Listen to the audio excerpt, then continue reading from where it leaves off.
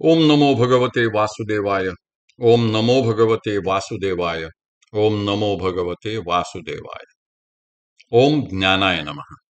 सार्थ ज्ञानेश्वरी दिवस 163, अध्याय 8, अक्षर ब्रह्मयोग। श्री गणेशाय नमः।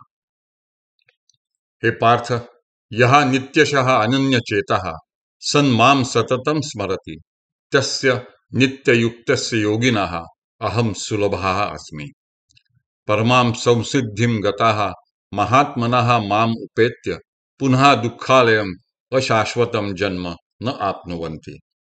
हे पार्था, जो योगी पुरुष माझ्या ठाई अनन्य चित्त म्हणजे एकाग्र होऊन सदा सर्वदा मज पुरुषोत्तमाचे स्मरण करतो व जो समाधानाने नित्ययुक्त असतो त्याला मी सुलभतेने व सहज प्राप्त होतो। अशी परमसिद्धी प्राप्त केलेले महात्मे मला पावल्यावर म्हणजे मजप्रत आल्यानंतर दुःखालय असलेल्या व अशाश्वत असलेल्या जन्मस्थितीला पुन्हा प्राप्त होत नाहीत। म्हणजेच या जन्म मरणरूपी अनित्य दुःख परंपरेतून ते मुक्त होतात। जे विषयांशी तिळांजळी देऊनी प्रवृत्तीवरी निगड वावुनी माते हृदयी सुनी भोगिताती परी भोगितया आराणुका भेटणे नाही क्षुधादिका तेथ चक्षुरादी रंका कवण पाडू ऐसे निरंतर एकवटले जे अंतःकरणी मजशी लिगटले मीची होऊनी आटले उपासिती तया देहावसान जे पावे तै तीही माते स्मरावे मग म्या जरी पावावे तरी उपास्तिते कायसी पै रंकू एक आडलेपणे काकुळती धाव गा धाव म्हणे तरी तयाची ग्लानी धावणे काय न घडे मज आणि भक्ताही तेची दशा तरी भक्तीचा सोसू कायसा म्हणून हा ध्वनी ऐसा न वाखाणावा।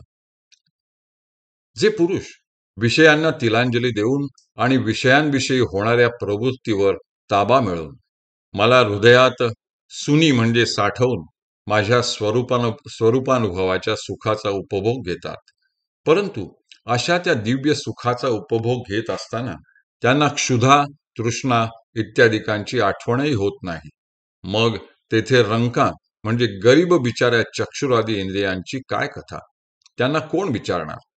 अशा प्रकारे जे निरंतर माझ्याशी एकरूप होऊन अंतःकरणी माझ्याशी लकटतात ते मीच होऊन म्हणजे मद्रूप होऊन माझी उपासना करतात।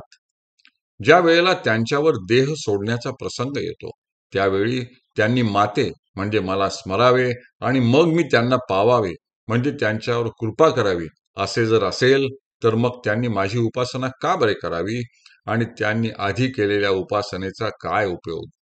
असे पहा की कोणी एखाद्या दीन भक्ताने अडीअडचणीच्या वेळी काकुळतीने देवा धाव रे धाव म्हणून माझा धावा केला तर संकट समयी त्यांचे दुःख निवारण करण्यासाठी मला धावून जावे लागत नाही काय। आणि भक्तांची ही तीच दशा असेल तर माझ्या भक्तीचा एवढा सोस तरी कशासाठी करायचा।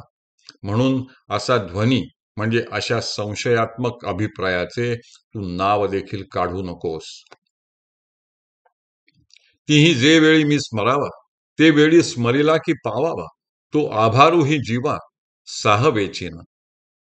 साहवेचिना ते ऋणवई पण देखोनी आंगी मी आपुलियाची उत्तीर्णत्वा लागी भक्ताची या तनुत्यागी परिचर्या करी देह वैकल्याचा वारा झणे लागेल या सुकुमारा म्हणून आत्मबोधाची या पांजिरा सुयेतया ते वरी आपुलिया स्मरणाची उवायली ही व ऐसी करी सावली ऐसेनी नित्य बुद्धी संचली मी आणि तया ते म्हणून देहांतीचे साकडे माझी या कहीची न पडे मी आपुलिया ते आपुलीकडे सुखेची आणि तीही म्हणजे त्या भक्तांनी ज्यावेळी माझे स्मरण करावे आणि त्यावेळी त्यांनी स्मरण करताच मी त्यांना पावावे व त्यांच्यावर कृपा करावी असे आभार म्हणजे उपकार करण्याचे ओझे देखील माझ्या जीवाला सहन होत नाही।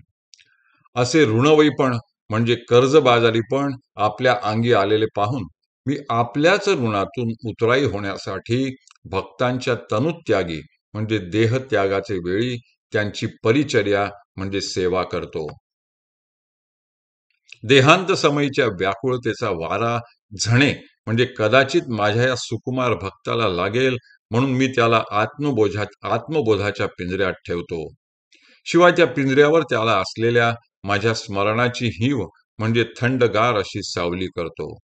अशा तऱ्हेने आत्म्याच्या नित्यतेविषयी दृढ व स्थिर अशी बुद्धी त्याला देऊन मी त्याला आपल्या स्वरूपी आणतो. म्हणून देहांताचे साकडे म्हणजे संकट माझ्या भक्ताला कधीच पडत नाही. माझ्या भक्ताला मी आपण आपल्याकडे सुखाने आणतो. हरिहि ओम, हरिहि ओम, हरिहि ओम. हरये नमः, हरये नमः, हरये नमः.